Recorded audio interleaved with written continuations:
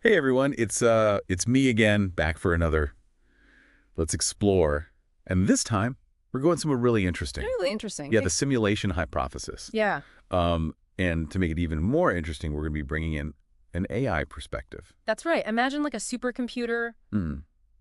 analyzing this idea that our reality could be a simulation. Right. Whoa. So, okay, before we get too far, let's back up a bit for anyone who hasn't tumbled down this particular rabbit hole. Yeah. What exactly is the simulation hypothesis?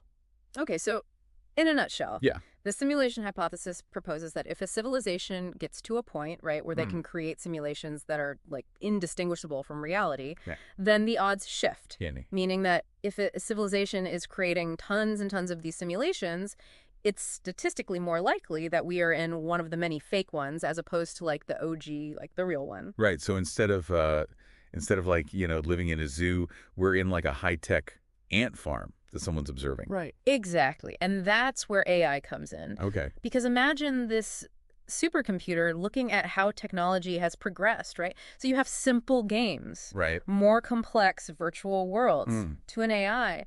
The jump to simulated realities, it's not that crazy. It's almost expected. Right. It's like AI. It's like that old movie War Games, where it just extrapolates from the data it has. Exactly. But would an AI actually believe that we're in a simulation based on that, Whoa. just based on that logic? I think that's the difference between us and artificial intelligence, right? Okay. As much as AI loves logic, it also demands proof. Right. And so far, there's no giant neon sign, right? that Yeah. says, like, you are in a simulation. No glitches in the matrix, no secret codes popping up. Not that we found. The universe seems to be playing by its own rules, at least for now. Oh, okay. But this is where the simulation hypothesis bumps up against something even weirder, Right. even more interesting, potentially. So we can simulate a whole lot of stuff these days. Yeah. But what about consciousness? Right. That feeling of experiencing the world. Yeah. Can you even code that? That's the million-dollar question, isn't it? And it's where I think even a supercomputer starts to hit its limits. Yeah. AI is great at processing information, at recognizing patterns, Right. but does it feel anything? Right. Like my dog gets excited when I come home, and I'm pretty sure that's not just some Exactly. algorithm running in his brain. Exactly. And we don't even know if it's even possible, even in theory, right? Right. Some philosophers would argue that consciousness is like a fundamentally different thing from just information processing. Okay. That it's not something that you can just like code into a being, Right. no matter how advanced the technology is. Okay, so that's a whole other layer of a complexity, but let's say just for fun Yeah. that some super civilization could simulate consciousness. Right. Would that make us any more likely to be simulated ourselves? Could our AI pal crunch those numbers and figure that out for us? An AI would love to try to crunch those numbers. Yeah.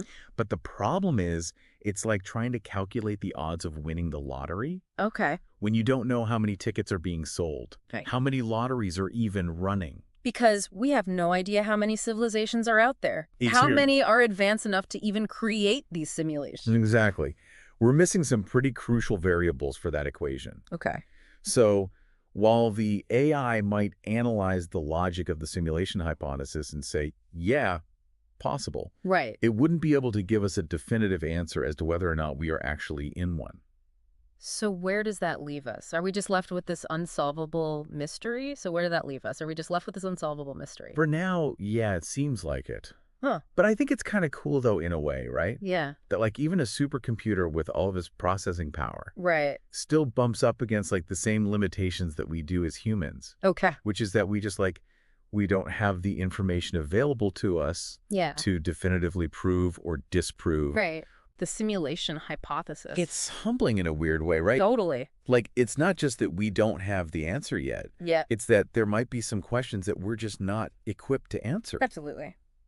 At all, ever. Yeah. Yeah. At least not yet. Right. But that's okay. Yeah. I think that leaves room for curiosity and for exploring different possibilities. And who knows? Right. Maybe one day we will have the technology to crack this code. Right. Or maybe the very act of searching for that answer Yeah. will lead us to even more mind-blowing discoveries. Right. It's like that old saying, right? Yeah. It's What is it? the journey is the destination. Oh, yeah. Or in this case, the The simulation. simulation. Yeah. Exactly. Yeah.